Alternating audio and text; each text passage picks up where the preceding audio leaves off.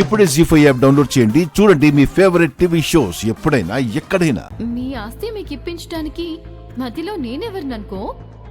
వివేక నోరు తెరిచి అడగడు.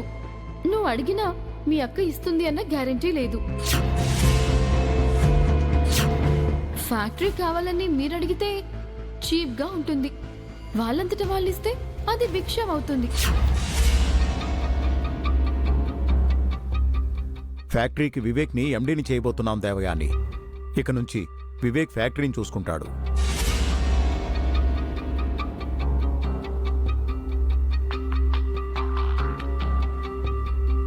ఫ్యాక్టరీపై సర్వ హక్కులు వివేక్కే ఇస్తున్నాం. అధికారం అంతా తనదే.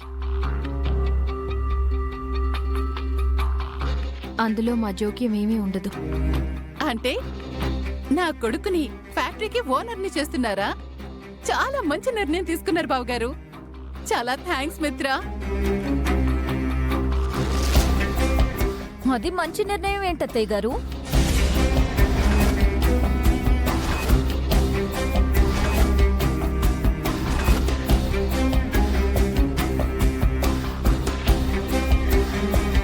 అయినా ఆయనకు వీళ్ళు ఫ్యాక్టరీ ఇవ్వడం ఏంటి?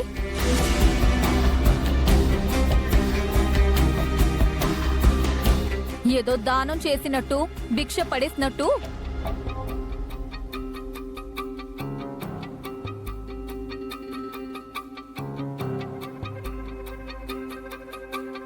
మన ఆస్తి మనకివ్వడం ఏంటి?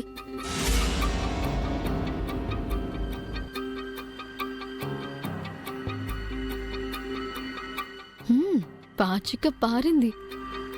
ఏం మాట్లాడుతున్నావు జాను? అసలు సెన్స్ ఉండే మాట్లాడుతున్నావా? సెన్స్ ఉంది కాబట్టే మాట్లాడుతున్నానండి. నందన్ గ్రూప్ ఆఫ్ ఇండస్ట్రీస్, కంపెనీలు, ఫ్యాక్టరీలు మీ ఇద్దరు అన్నదమ్ములవి.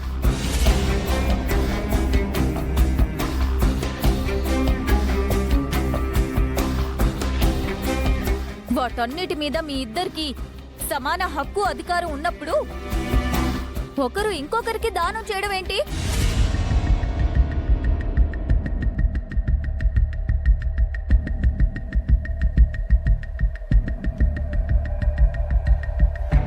అదేంటి జాను అలా అంటున్నావు?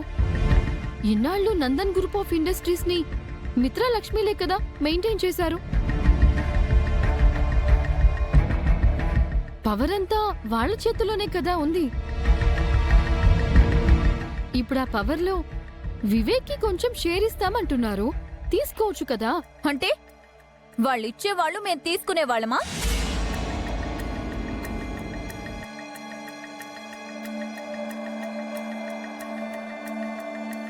అలా అని మా తాతయ్య గారిలా ఈ మావయ్య కూడా వీలునామా రాశారా?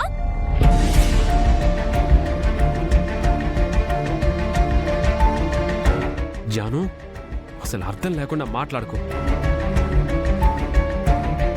తను కరెక్ట్ గానే మాట్లాడుతుందిరా.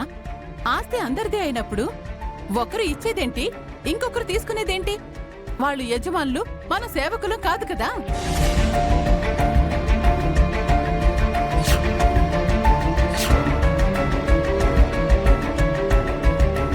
అలా అని ఎవరన్నారు చిన్నత్తయ్య గారు? మీ ఉద్దేశం అలాగే ఉంది మరి. మేము మిమ్మల్ని ఎప్పుడైనా అలా చూసామా పిన్ని? చూడ్డం ఏంటి బావుగారు? పక్షపాతం బాగానే చూపిస్తున్నారు కదా. నోర్మోయ్. ఎవరిదే పక్షపాతం? ఈ ఆస్తి అంతా పెద్దమ్మ పెదనాన్నల కష్టార్జితం. ఆ తర్వాత అన్నయ్య వదినలు ఆస్తుల్ని కాపాడుకుంటూ వస్తున్నారు. ఎక్కువ మాట్లాడితే ఆస్తిపై మనకి ఎలాంటి హక్కు, అధికారం కూడా లేవు. నువ్వు అలాగే మాట్లాడు. వాళ్ళు నీ చేతిలో చెప్ప పెడతారు. వీధిలోకెళ్ళి అడుక్కు తిను. ఈ ఇంటి వారసుడికి అలాంటి గతి ఎప్పటికీ పట్టదు చిన్నత్తయ్య గారు. ఎందుకు పట్టదు? ఇప్పుడు ఈ ఇంట్లో అడుక్కు తింటున్నాం, రేపు వీధిలో అడుక్కు తినాలి.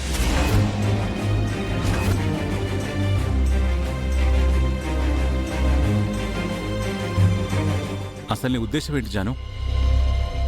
నీ మనసులో ఏముంది? వివేక్ ఓన్గా బిజినెస్ చేయాలి అన్నావు. ఇప్పుడు వివేక్ని ఫ్యాక్టరీ చూసుకోమంటుంటే దానం, భిక్ష అని ఏదేదో అంటున్నావు. మిగతా కంపెనీలన్నీ మీ దగ్గరే పెట్టేసుకొని ఒక్క ఫ్యాక్టరీ మా ఆయనకిస్తారా?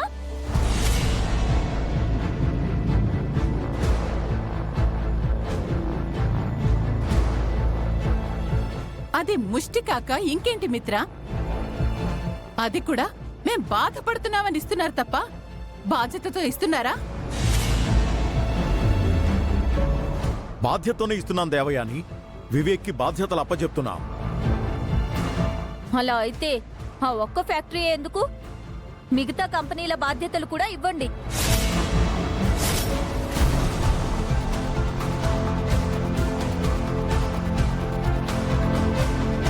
మిగతా కంపెనీలు అంటే నీ ఉద్దేశం ఏంటి జాను? ఆస్తి పంపకాలు చేయమంటున్నాను.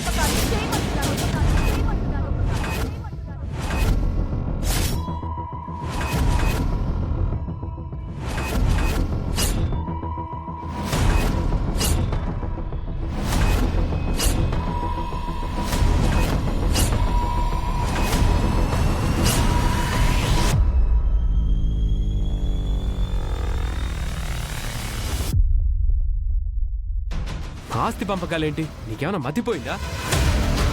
ఎందుకు అన్నిసార్లు అడుగుతారు? నేనేం పిచ్చిదాన్ని కాదు, మతుండే మాట్లాడుతున్నాను. నువ్వు పిచ్చిదానివి కాదే, మూర్ఖురాలివి. నోటుకొచ్చిందల్లా మాట్లాడుతున్నావు. నోటికొచ్చింది కాదురా, న్యాయం మాట్లాడుతుంది. నందన్ వంశం ఆస్తిలో సగం వాటా నీకు రావాలి. ముష్టి ఫ్యాక్టరీ ఒకటేందుకు?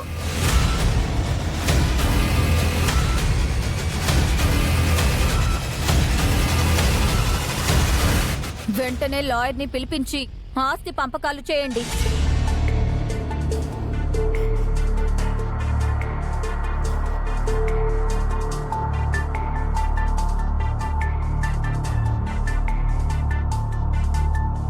కంపెనీలన్నిట్లో మాకు సమాన వాటా రావాలి.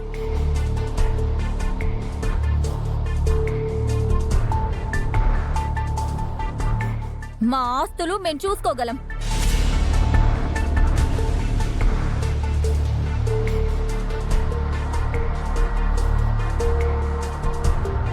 అంతే, ఆస్తుల పంపకాలు జరగాల్సిందే. మీ ముష్టి భిక్ష మాకేం అక్కర్లేదు.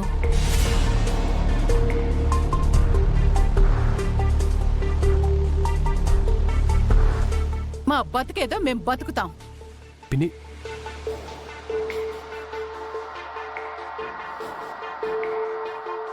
సారీ అన్నయ్య.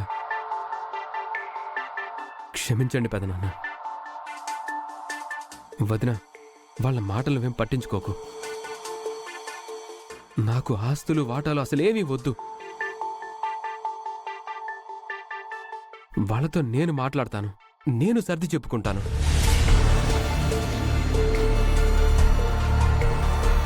మీరు తొందరపడి ఎలాంటి డెసిషన్స్ తీసుకోవద్దు.